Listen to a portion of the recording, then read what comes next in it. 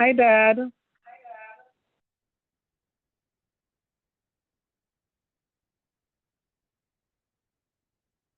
Is Dad on the line? He has to unmute. He just muted. He has to unmute himself. Okay, because I was just going to plug a chorus in that. He's on, but he has to unmute. Tell him to unmute. Dad, please unmute. Star six. Pleasure. It certainly is a pleasure to join you on this Zoom evening. I like your topic. It's a critical topic. The legacy of the father. Not only is it a good topic, it is a relevant topic in the time that we live. Back when I was pastoring, almost every time I dedicated a baby, I would say to people things like, when I see a young man or a young woman going astray, when I see a young man or a young woman get into trouble and now they are in the public media, the first thing that comes to my mind is, where are the parents? And particularly the father. Where are they? Because it is the burden of parents, and particularly fathers, to rear up their children in the way that they should go. And so that when they are old, they will not depart from it. May I take just a moment and qualify something here? We constantly use the scripture, train up the child in the way it should go, and when it is old, he or she will not depart from it.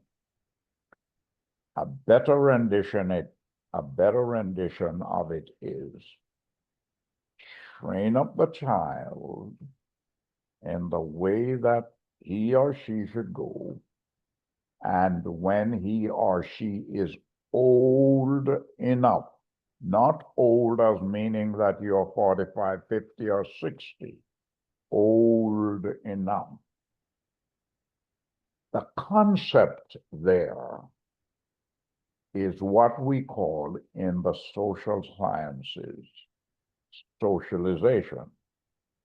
It is our bound duty to socialize our children, to recognize God in everything we do, so that they will grow up with a God experience. But, my brothers and my sisters, if parents, I know the emphasis is on father because it's Father's Day coming up, and if parents are not there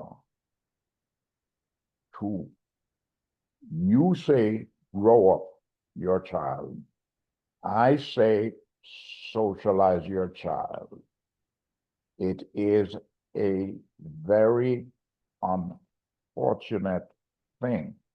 Why is this so unfortunate? It is because we need to understand that there is both active and passive learning. Active learning is when we set out to teach our child or our children something specifically. I want to show you how this is done. Passive learning is the learning where the child sees the parents behaving certain way and learn from the parents what is right or wrong behavior. And so very often in our homes today, that father is missing. They're not there to show forth that learning pattern. Now listen to this. Every parents want their children to grow up recognizing the Lord. We want to, modern term, download God in their lives. But so often we are not there. We are not there to do that nursery rhyme. We are not there to sing that little song in all the joking way. Jesus loves me, this I know, for the Bible tells me so. Little ones to him belong. They are weak, but he's strong. Oh, even a nursery rhyme, no big deal. But when we plant such a nursery rhyme in the mind of a child, they will never forget it. Let me give you a quick little illustration.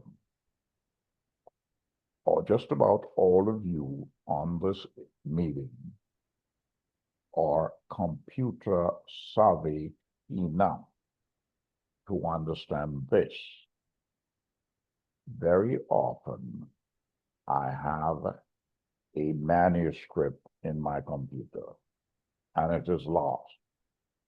I can't find it. So what I do, and what we all do,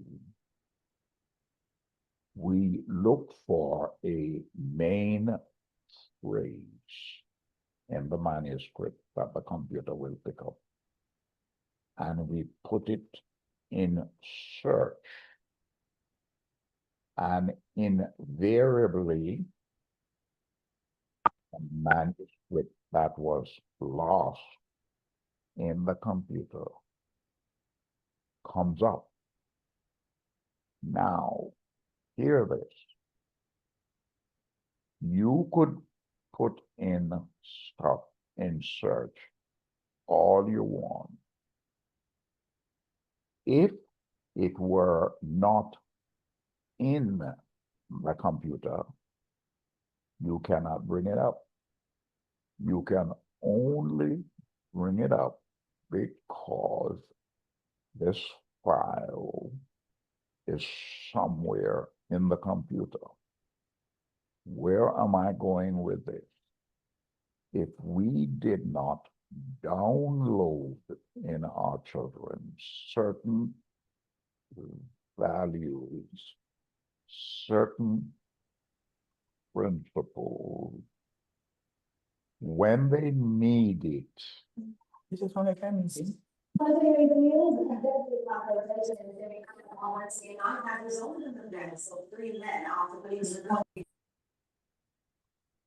when they need it and begin to search for it, they would not be able to find it because it is not there. Fathers who are listening to me, you and I have an extraordinary burden to make sure you do those things. You download those things in your children, and may I say, your grandchildren as well, so that when they are older, and even though they cannot remember the complete files, they can put in a phrase and bring up the information. In my culture, in your culture, no other culture seems to use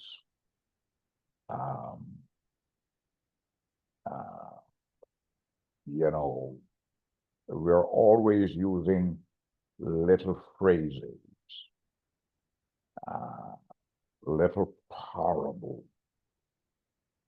And take, for example, you and I grew up hearing you have to learn to dance a yard before you dance abroad. Now, let me just warn you, I've been hearing this since I was like 2 and 3 and 4. I had no idea what it meant. I don't know what it meant. Guess what? When I start being a teenager, you go, wow, now I know what this means. I see the relevance of it. We must not forget to socialize our children to recognize the Lord. I know I'm simple, I'm just scratching the surface, but take the little thing of always saying grace over your meal. You are not just thanking the Lord for the meal, you are also at the same time teaching your children to know the value of giving the Lord thanks for everything that they do. Now, we have a problem, and a very, very serious problem.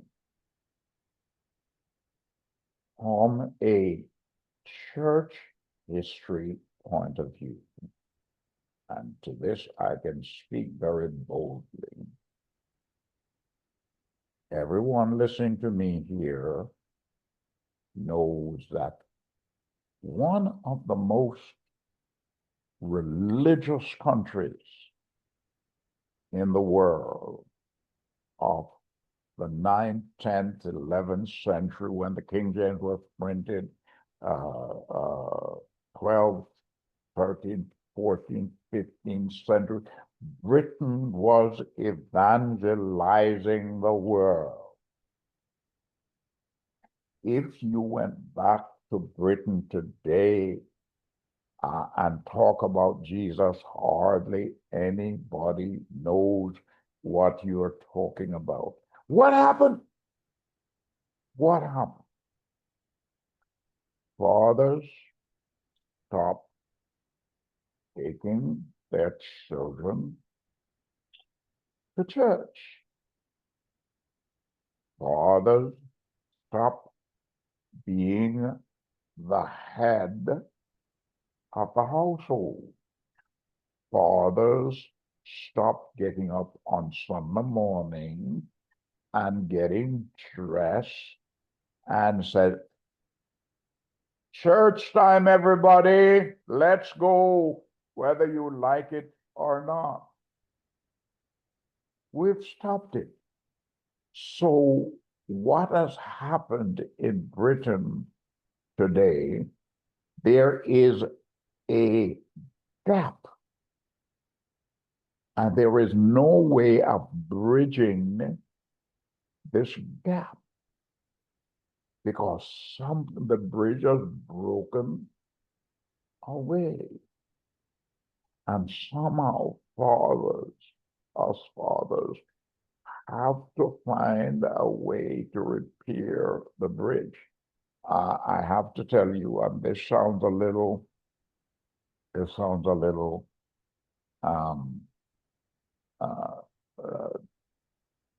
little bad in a way because once a bridge gets washed away, sounds negative, the word I was looking for.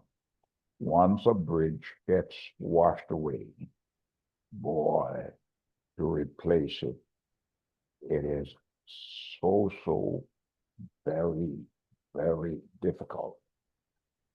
I exhort fathers to get back in their place and begin to order the affairs of the house. You are not there by mistake. God intends for men to be the head of the house. God intends for men to wake up in the morning. I know society has changed. I understand all of that. And very often, men in different situations have to go to work in the morning and they're not able to be. But some basic principles must be laid down in that house by which the children can clearly see and understand and follow. And if it does not happen, if it stays long enough, after a while, the system falls apart. Jude, in his small book of 28 verses, made a statement. He said we should contend for the faith that was once laid down to us. The word contend is was the word that would be used during the Olympics. It means to fight for, to go to battle for. And in some cases, you could very well lose your life in the process of fighting for it. But it's that important that we fight for it. And he asks us to make sure that we lay down the gospel, the word, the principle in the same way that we got it from the founding fathers, so that nothing is missing, so that this generation will get the full gospel and be able to hand it down to their generation and the next one to the next one to the next one and so on. If that perpetuation of a principle, and by the way, we are speaking about the gospel, but it doesn't matter what the principles are. Some people, their tribes are distinguished by a certain dress. They are a certain dance. Whatever it is, I notice that my computer is plugged out. I gotta find my plug so I don't lose you. Let me find, oh, I got it.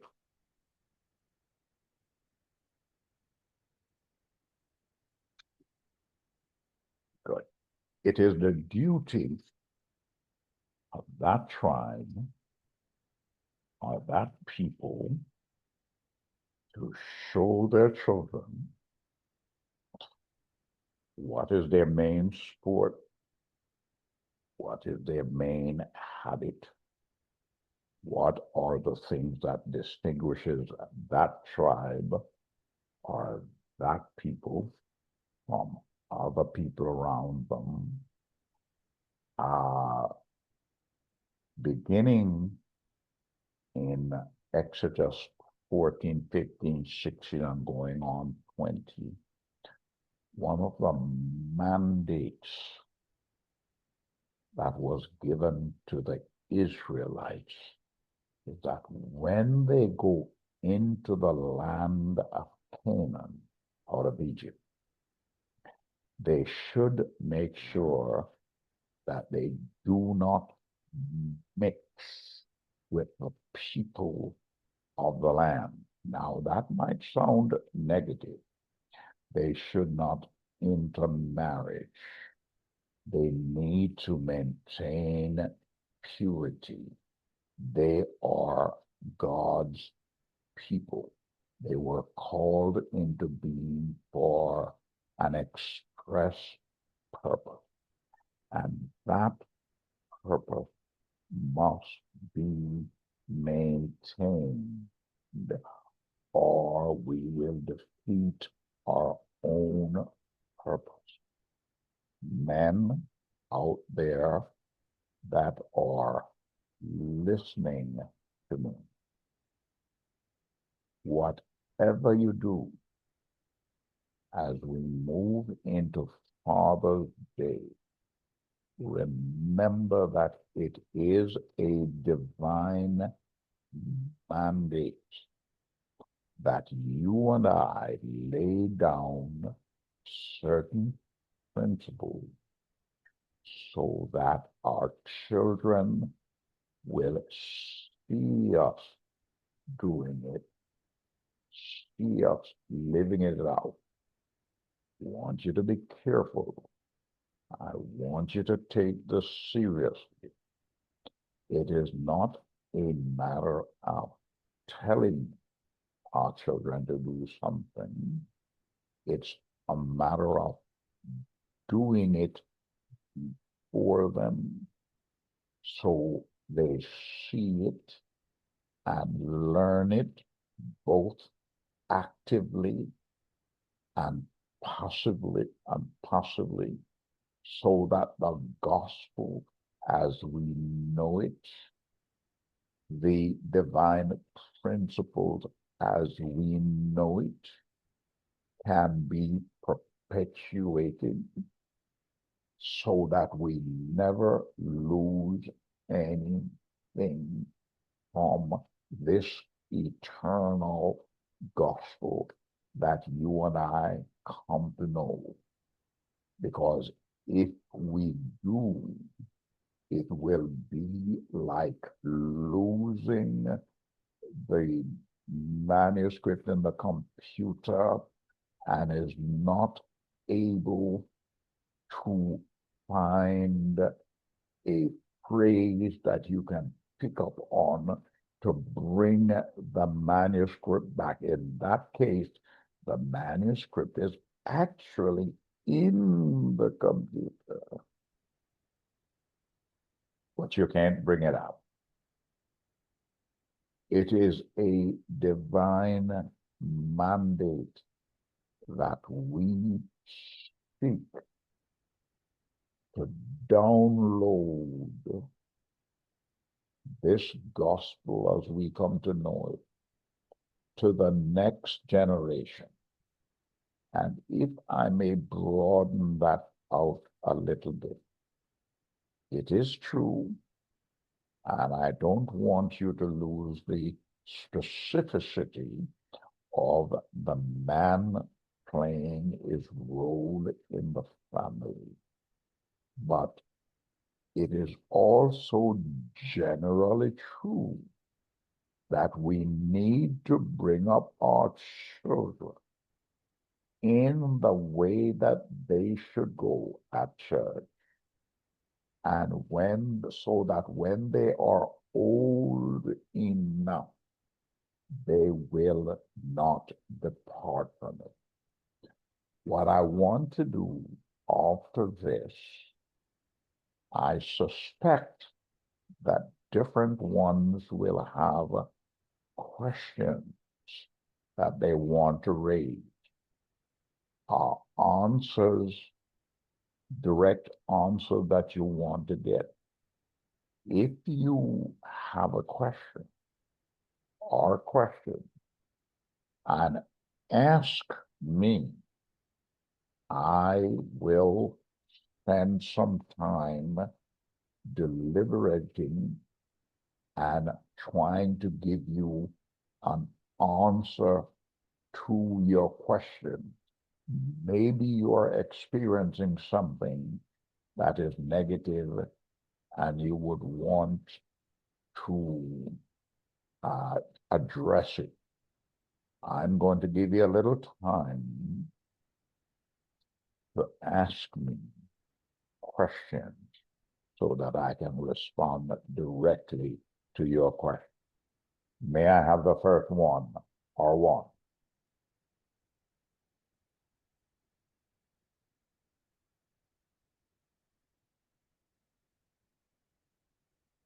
Brother Gillings, I see you there somewhere.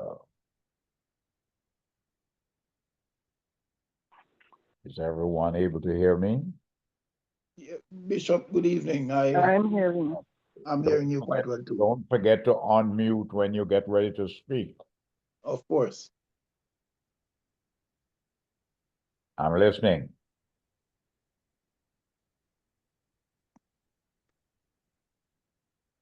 Did you have a question, Pastor Gillens? No, I thought he was just saying hello to me, but since we are at that place, I can make an observation, Bishop, if you don't mind. Yes. I noticed that we parents, and sometimes a lot of times us fathers, have a tendency to give our children all the material stuff that they need, and they love it quite a lot, because a lot of us never had those things when we were growing up. And it really makes us happy to see them enjoying them. And some people might even leave them some good money in their will. But how good, is there a disadvantage with our generosity? Should we be telling them how hard it is for us to earn what we have and so on? You know, I just making an observation and wanted to know what your comment might be on that. Mm-hmm. Mm-hmm. Mm-hmm. That's a easy one, you know. Yeah, Pastor John. Yeah, I'm somebody's calling me, so I'm just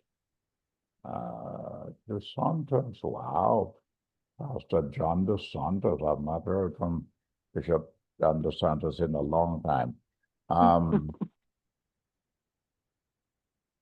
Don't you know, it is so easy, and it is done so often. We say to our children, or we perhaps think that we don't want our children to go through the things that we went through. We don't want them to experience the things that we experienced. So we over provide for them, not realizing the danger of making life too easy. I quite often counter parents that the last thing you do is when a child, boy or girl, but particularly boys, get their first job and begin to work and earn money. Make sure they don't live in your house and use their money, for example, to buy a nice car and to buy nice clothing, but do not contribute to the upkeep of the home, because however hard or harsh it sounds, you've got to remember that you are training, particularly that boy, to leave home and to pick up and to take care of their own family. And if you have not laid down the principle, when they become 20 and 25 and 30, they don't know what to do. I say, even if you decide that you're not going to use the money, you're going to save it for them. But don't let your working child live in the house and not contribute to the upkeep of the home. It is not the money that you want. It is the principle that you are laying down. Don't let it happen. A child needs to know that there have to be principles. Child needs to know that bills are paid, food is bought, mortgage is paid. Oh, I thought it falls out of the air. No, it is our duty to make sure. We said, oh, you got a job now, you got some money. You know, you need to give some money to contribute to the bills that are going on, to the upkeep of the house. So, Brother George, I find that a very easy one. Sound a little odd, sound a little unkind, but these principles need to be laid down at the earliest possible time in the life, particularly our boys, so that they know that men have responsibility toward their family, and when they get children, towards their children. Very important that we make sure that these guidelines are laid down. May I take another question?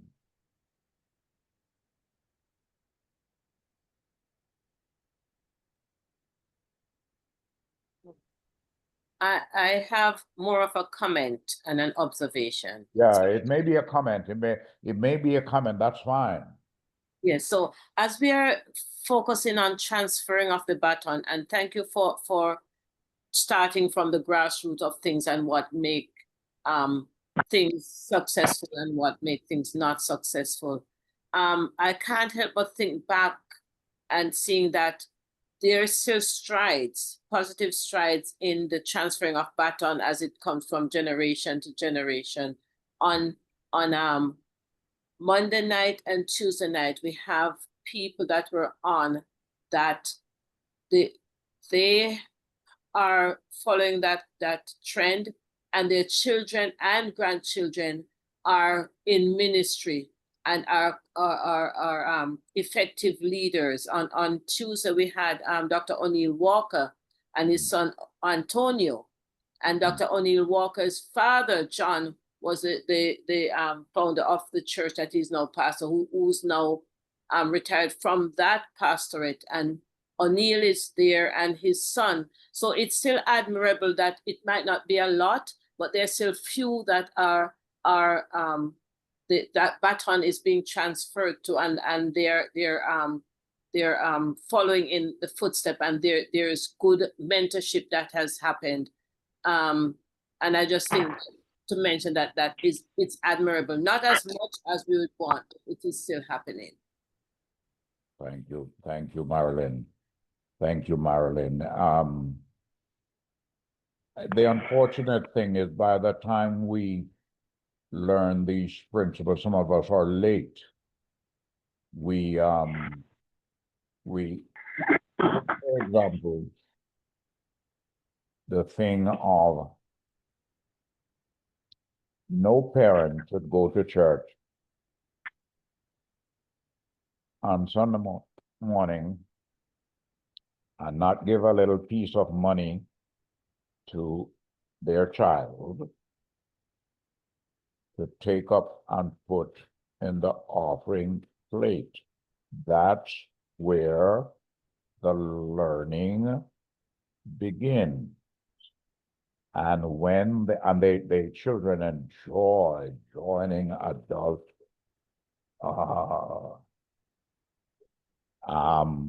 putting in money in the plate, they might not at that stage of the game understand why is it that they are doing what they're doing. But as time progresses, they will come to a realization of the importance of giving monies to the church, giving to the church, paying tithe. If these principles are left until too late, it will become an extraordinary problem for the child. It must begin at a very early stage, even though at that stage, very often, they don't quite understand the full dynamic of sowing and reaping. Very important. And daddy, you need to be there. You need to be there to lead that child, and especially that boy, into these small principles, which they will not forget when they grow older. Is there another question? Thank you, Marilyn. Is there I have a quick question. What do you say to the father who has raised or reared up his child in the fear of God? They have done everything that was required of them to do, as much as it laid within their power. And I'm talking of people that I know, like some of them are even pastors, child grown up in a Christian environment, have been taught what's right from what's wrong, have been taught all the fundamentals of fearing God in terms of praying, fasting, everything. And then the child gets to an age, teenage years, where they just get really rebellious and wayward, and they're doing everything in stark contrast to what they were taught as they were brought up, like everything that is anti-Christian, anti-God. These are the attitudes and the behaviors that they're displaying. What do you say to that father who thought that he did everything that he could? Very good question. because, not a because, but if you've done your best, if you have laid down the principles as necessary, and they chose not to follow those principles, then your conscience is clear. But I am telling you that somewhere down the road, if that boy or girl does not have a sudden death accident, they will always come around. Last year, about this time, I was in New Jersey, and I had a friend in Port St. Lucie that was very ill. We grew up together back in England. We went to Bible school together. We preached together. We sung in a gospel group together. And somehow, in the latter part of his life, by now both of us are doctors. And this man was a brilliant man. He just seemed to go astray. He went off the rail. He had picked up all kinds of strange belief in his system. And several of my friends who were very concerned about him approached me. And I said to them, this man, his mother and father were staunch Christians in the church. I said, this man is going to turn around because that's all he knows. Some didn't listen to me, some others listened to me. I was in New Jersey when he got low, and I told the people I was staying with, I was preaching them for the weekend. I said, I want to go home.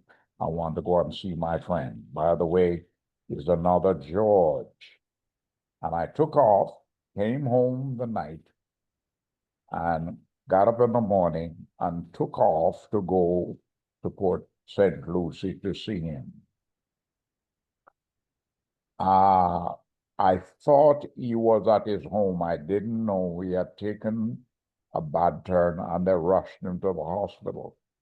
If I knew, I would have gone straight to the hospital, and I would have gotten to the hospital before he passed away. Would you believe me that when I arrived at the hospital, died only minutes ago, they told me that the last thing that he did, he asked the nurse, who was a Christian, to pray for him. That was his last word. Rear up the child in the way that they should go. And when they are old enough, they will not depart from it. You cannot guarantee that everybody is going to follow along and follow all the preachers. Some people that go completely haywire, but at least you can walk away and said, I have done my best, and that's all that I can do. But usually, when those people come to their final step in life, they will call upon Jesus Christ like the man on the cross, when thou goest into thy kingdom, remember me. Don't be disheartened. Don't be despondent. They will turn around. We prefer it to happen the other way.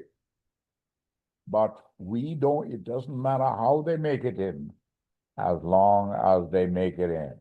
Is there another question or a comment?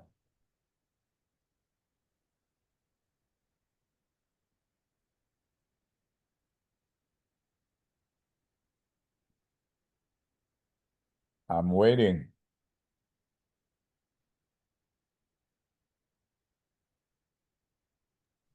I think you said it all. I think I've said it all, eh? Yes. Yes. Yes, my brothers and my sisters, please. We must set about and do our utmost. And again, I want to stress to the men, it was God's design that men lead, men be the leader in their home. Never you mind this modern day business that is going on. Anytime we interfere with the plan that God puts together, boy, everything always go awry. Stay with the plan that God has laid out. He wants the men to be the example setter in the house and also in the house of God. If there are any other questions, I'm ready to take them. I'm ready to encourage you. If not, we have been on now for a good hour, and it's a fair bit of time. Men, happy Father's Day. Do your utmost to make your Heavenly Father pleased with you.